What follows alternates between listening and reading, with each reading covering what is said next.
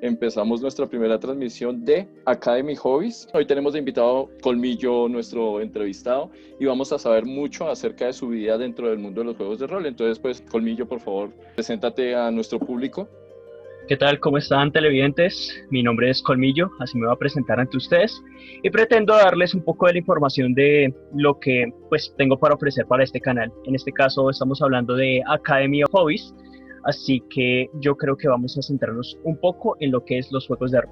Realmente la intención es hacer algo así como un conversatorio, tener una plática bien interesante. Vamos a empezar con conocernos a nosotros, quiénes somos los que vamos a estar presentándoles a ustedes el programa. Obviamente es poco probable que mucha gente nos vea en estas primeras emisiones, pero ya más adelante tendremos invitados y podemos hacerle entrevistas a personas que están más metidas en el mundo de los hobbies y pues de los juegos de rol, los videojuegos, la música, la animación y todo este tipo de cosas relacionadas con los juegos de rol. Entonces, pues yo creo que para empezar nuestra entrevista, no sé si tú quieras contarnos, Colmillo, ¿qué fue lo que a ti te introdujo dentro del juego de rol y dentro del mundo de los juegos de rol?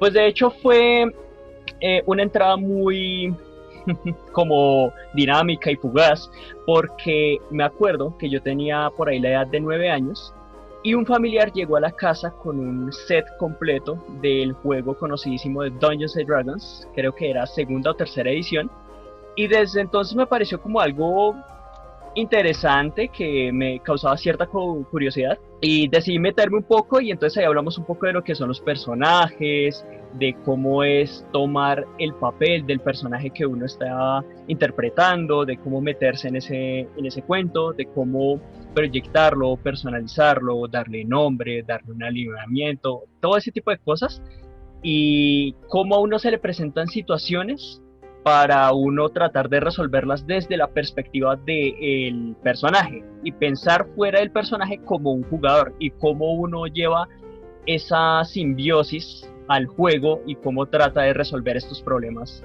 de acuerdo a eso. Entonces eso ocurrió hace alrededor de unos 17 años y desde entonces es que conozco los juegos de rol y directamente un juego de rol reconocido como lo es Dungeons and Dragons.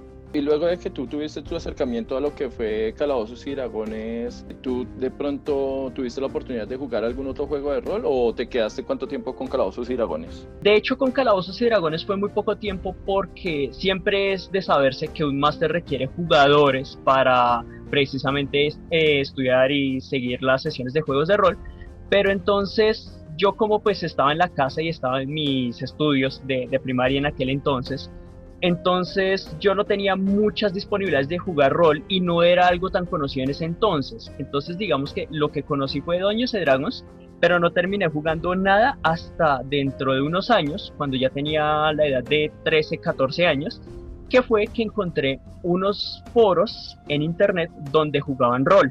Y entonces yo dije, bueno, esto es un poco diferente porque aquí la cosa ya es escrita, entonces uno tiene que ser más descriptivo y todavía más interpretativo con lo que uno quiere llegar.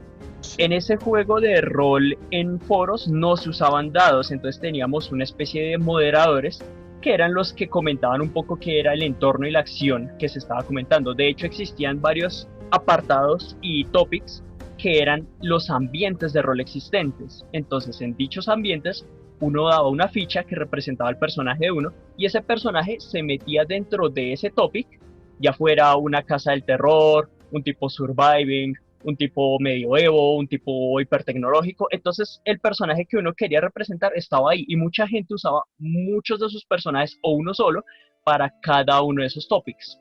Entonces en ese punto yo empecé con uno de mis personajes que es Black Frank Padre, y desde entonces ya empecé a desarrollarme mucho más en el tema del rol, pero ya fue desde un apartado muy diferente porque ya estamos hablando de algo mucho más en línea, menos presencial. Pero Benny, yo te pregunto porque es que no entendí bien. Eso que me estás comentando con respecto a los personajes, ¿eran con hojas de carácter ya prearmadas o eran personajes que ustedes podían armar o les entregaban un prearmado y ustedes podían modificarlo luego? De hecho, eran las dos primeras opciones. O ya tenían prearmado un cartón o lo armaban en ese momento de acuerdo a lo que quisieran personificar en ese instante, en ese topic, y lo presentaban ante el resto del foro para que todos tuvieran una idea de cómo era ese personaje. Y como era en línea, entonces esa hoja de carácter aparecía para todo el mundo. O sea, para todo el mundo aparecía esa hoja de carácter y para nadie era un secreto lo que uno intentaba interpretar. Entonces, o se creaba en ese momento, o ya las personas creaban sus hojas de carácter por aparte y creaba un archivo de texto que copiaba en el topic. Entonces tenía como, no, hoy quiero jugar con este. Entonces pasaba, copiaba esos archivos de texto, los ponía en el foro y ya se representaba un personaje. ¿Cómo te pareció a ti ese primer acercamiento pues con una hoja de carácter ya prearmada? Lo que mencionaba era un poco extraño porque en sí en un juego de rol como lo es Dungeons and Dragons hay muchas cosas que están tipificadas y bien establecidas en un manual que bien conocemos, es el manual del jugador, del personaje. Entonces hay muchas cosas que están ahí predispuestas y es solamente, podríamos ponerlo, preguntas y respuestas con múltiples respuestas. O sea, es algo que uno quiere seleccionar, que uno quiere ser un bardo, pero pues es que no solamente existe bardo, existe guerrero, bardo, druida, clérigo, entre otros. Entonces es como una múltiple respuesta de algo que uno quiere seleccionar. Mientras que en los foros no hay un reglamento como tal de eso. Era mucho más dinámico en el sentido de que uno para describir un personaje prácticamente escribía una historia completa. Y la historia dependía de qué era lo que uno realmente quería representar. Entonces las posibilidades eran mucho más abiertas y eso era lo que lo hacía diferente y un poco extraño para mí porque yo estaba precisamente acostumbrado a que las cosas fueran encasilladas, cuadriculadas, mientras que en los foros uno podía ser completamente libre. ¿Y quién te invitó a que participaras en ese foro? En realidad lo terminé encontrando, fue un hecho como de casualidades que yo estaba haciendo unas búsquedas precisamente para unos personajes porque a mí me gusta todo lo que tiene que ver con el dibujo, en especial lo animal. Y con el tema de los dibujos de animales, llegué a una página donde se enfocan precisamente en los dibujos animales y existían muchos personajes animales, pero era para un juego completamente independiente. Pero resultó ser que en esos foros de habla y escucha de los mismos integrantes de la página, había un apartado para rollers. Entonces ahí fue que la gente usaba principalmente personajes para ese fin, pero era como un apartado completamente independiente, una ramificación establecida por parte de la misma página, pero daba esa posibilidad. Y por ende, muchos de los personajes que se hallaban ahí eran también animales, ya que era como el entorno, era como el ambiente. ¿Cuántos personajes más o menos están participando dentro de ese foro? Depende, porque es que los foros, al ser como canales abiertos de habla y escritura y lectura de los mismos jugadores, podían haber perfectamente 50 personas ahí adentro o hasta más. Entonces, por esa razón es que no habían como unos dados y tampoco había como un máster. El máster era más o menos el tópico al que uno se metía, que era como el entorno en el que se generaban las cosas.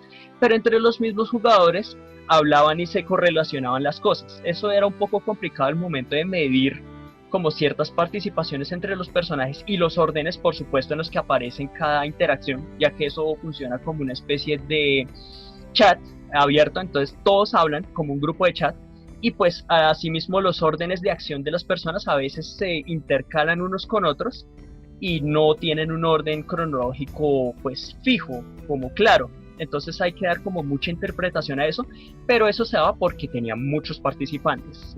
Podían haber pocos, o sea, podía ser un topic que llamábamos muerto, que tuviera 2-3 personas, a un topic full historia donde habían 50, 30 personas ahí, todos escribiendo al tiempo.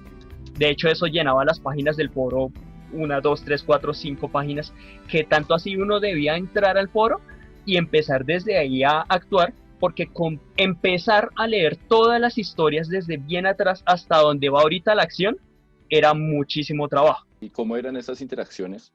Las interacciones podían ser o bien para todo el mundo que estuviera leyendo, o bien para determinadas personas. Eso era si, dado el caso de que uno quisiera interactuar con alguna persona, darle algún ítem, o hacer como una especie de susurro a esa persona, uno le podía hacer precisamente un susurro con un comando y eso anunciaba a la otra persona que le siguiera precisamente el post a uno o el comentario, y de ahí entonces había una interacción directa entre los dos personajes. Entonces uno podía definir a quiénes le estaba escribiendo, pero normalmente si uno no decía nada de eso, se deducía que la interacción era para todo el canal, no solamente para una persona.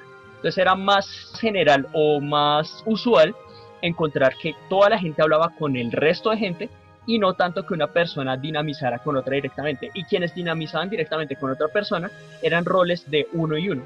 Entonces estaban en el mismo entorno, pero haga de cuenta iban en un equipo de 3, 2 personas y entonces se comunicaban mucho más dinámicamente y mucho más directamente a estas dos personas, pero eso ocurría en el entorno de todos los demás.